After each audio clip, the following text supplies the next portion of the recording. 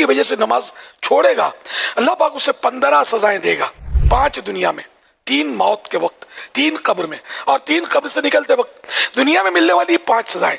Number 1، اس کی عمر سے برکت ختم کر دی جائے گی۔ نمبر 2، اس کے چہرے سے نیک بندوں کی نشانی مٹا دی جائے گی۔ نمبر 3، اللہ پاک اسے کسی عمل پر ثواب نہ دے گا۔ نمبر 4، اس کی کوئی دعا آسمان تک نہ پہنچے گی۔ اور نمبر 5، نیک بندوں کی دعاؤں میں اس کا کوئی حصہ نہ ہوگا۔ موت کے وقت دی جانے والی 3 سزائیں۔ نمبر 1، وہ ذلیل ہو کر مرے گا۔ نمبر 2، بھوکا مرے گا۔ اور نمبر 3، پیاسا مرے گا۔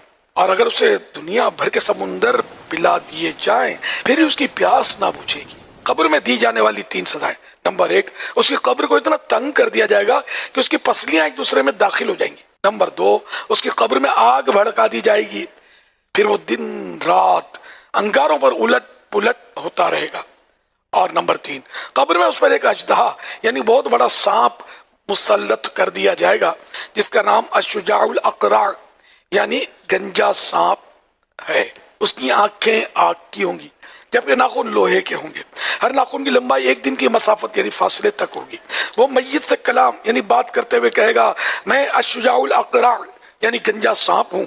اس کی آواز کڑک تار بجلی کی سی ہوگی۔ وہ کہے گا، میرے رب نے مجھے حکم دیا ہے کہ نماز فجر ضائع کرنے پر طلوع آفتاب یعنی سورج نکلنے تک مارتا رہوں، اور نماز ظہر ضائع کرنے پر عصر تک مارتا رہوں، اور نماز عصر ضائع کرنے پر مغرب تک مارتا رہوں، اور نماز مغرب ضائع کرنے پر عشاء تک مارتا رہوں، اور نماز عشاء ضائع کرنے پر فجر تک مارتا رہوں۔ جب بھی وہ اسے یعنی مردے کو مارے گا تو وہ 70 ہاتھ تک زمین میں دھس جائے گا، اور وہ نماز ترک کرنے والا قیامت تک اس عذاب میں مبتلا رہے گا۔